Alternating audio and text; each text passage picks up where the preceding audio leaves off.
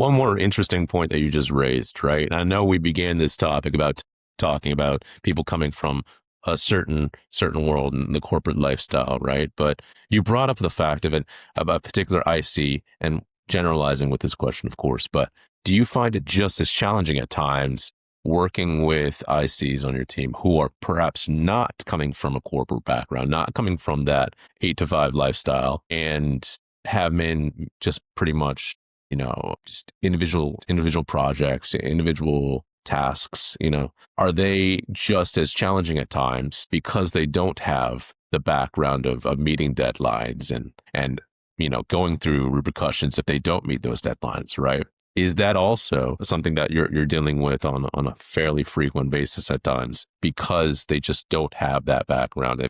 They've never really had their feet to the fire because they haven't had these repercussions. Yeah, 100%, 100%. Because if you've got someone that is, let's just say they're just used to doing projects at their own speed, right? Again, you have to set the precedence in the beginning. This is what it's going to take, and this is when it's due by. This is what you're doing impacts, and this is what we need, right? So you have to get it done right away. And I love that question because a lot of people will come in and you can mold them. You could shape them. You could help them learn, because it's also my role specifically. I want to teach, right? I want to mentor. So I'll say, hey, you're used to doing things a certain way and you want to do time, great.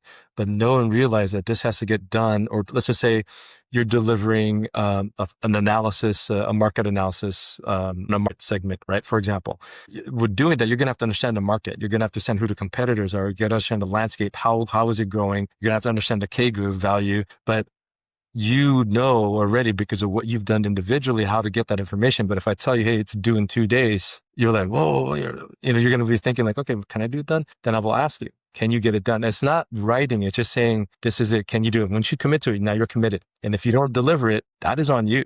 Right. But that's the point, right? It's you set the precedent, you ask the questions, you don't demand it, but I'm here to support you. What do you need from me, by the way, to deliver that market? And it's just as an example, right? Do you need some resources online? Do you need some people to talk to? You need some of my access to my network of people to talk about the segments, for example, in Asia, Europe, South America, whatever it is we're talking about. But it's not, the challenging part is not telling or working with people. It's them understanding time management because they have other things they're doing. Again, exercise, family time. I want to go out to see my friends at a local diner, right? Go out and be social. Some of that has to be sacrificed. So again, it comes down to the question that you said, like the different mindset from, corporate employee to entrepreneur, sacrificing time management, being organized and asking questions and letting people know. Because if you don't communicate, you're failing and you're failing your team, and they will resent you for it. They may not tell you right away, but they're documenting it.